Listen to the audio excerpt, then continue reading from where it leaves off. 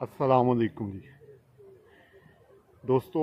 आज 16 जनवरी 2025 की एक सुबह है और मैं वॉक के लिए निकला हुआ हूँ।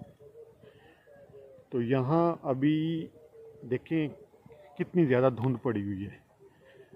हमारे गांव के ये इब्तदाई खेत हैं जो गांव के बिल्कुल साथ हैं। ये पीछे आप दरख्तों के पीछे आपको मकानात वगैरह नज़र आ रहे होंगे और साथ ये मसाजिद से ना आवाज़ें भी आ रही होंगी।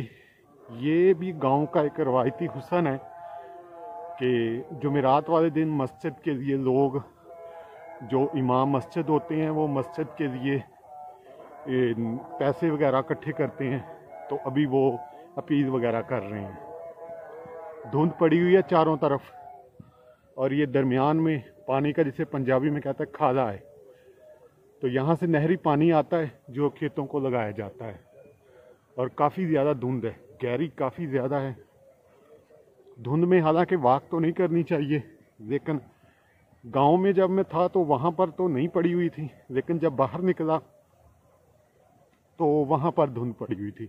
अभी जैसे जैसे आगे बढ़ते जा रहे हैं मतला साफ़ होता जा रहा है, या जैसे जैसे सूरज उग रहा है तो मतला साफ़ होता जा रहा है। तो अभी मैं आगे जाकर आज आपको बहुत ही प्यारी और बहुत ही यूनिक चीज़ें दिखाने वाला हूँ, तो साथ रहिएगा। और सुबह का ये खूबसूरत मंज़र जो है दिलों को भा देता है।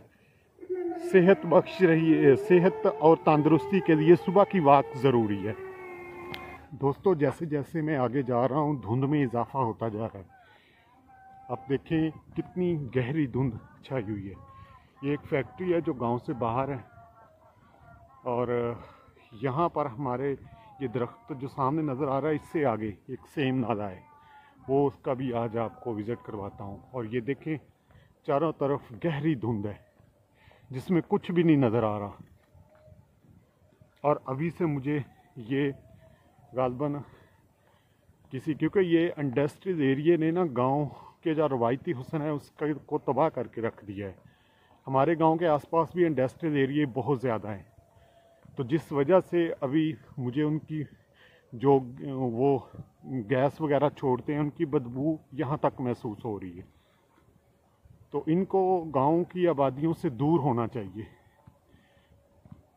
अभी गहरी धुंध है, अब पता नहीं ये धुंध कुदरती है या ये जो मिल्स वगैरह गैस छोड़ रही हैं उसकी है।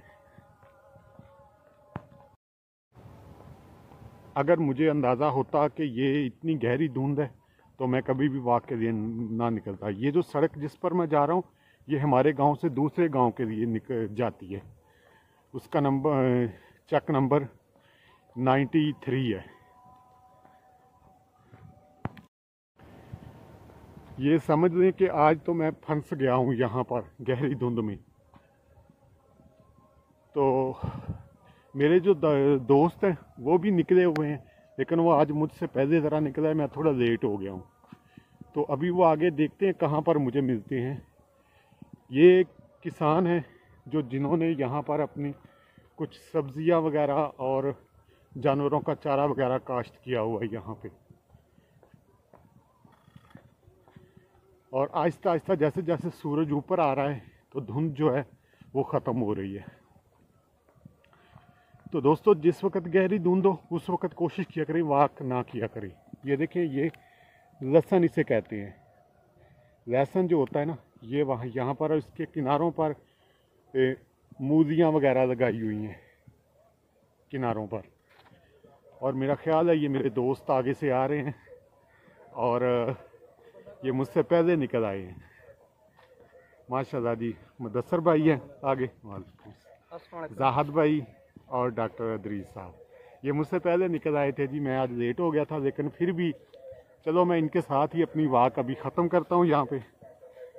तो आप भी जब धुंध हो तो धुंध में वॉक के लिए मत निकलें, जब मतला साफ़ हो तब वॉक के लिए निकलें। और सेहतमंद रहिए, दूसरों को भी खुश रखिए, ख़ुद भी खुश रहिए। और कोशिश कीजिए कि अपने इलाके में जितने ज़्यादा से ज़्यादा दरख्त वो लगाएं ताकि पॉल्यूशन जो है वो ज़्यादा से ज़्यादा कम हो सके।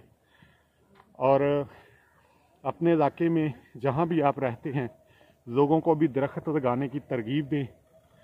तो बकाया जो व्लॉग है इंशाल्लाह कल आपको बताऊंगा। मैं आपको जो यूनिक चीज़ दिखाने वाला था वो हमारे गांव का एक सेम नाला था जो किसी ज़माने में मछलियों से भरपूर था, लेकिन इस वक्त उसकी हालत जो आप देखें तो काबिल रहम है। तो अभी यहाँ पर ही मैं अपना व्लॉग ख़त्म करता हूँ। हाज़िर होंगे फिर नए व्लॉग के साथ। अपना बहुत सारा ख्याल रखिएगा। गहरी धुंध है, सर्दी बहुत ज़्यादा है। तो अल्लाह हाफिज़। पाकिस्तान जिंदाबाद।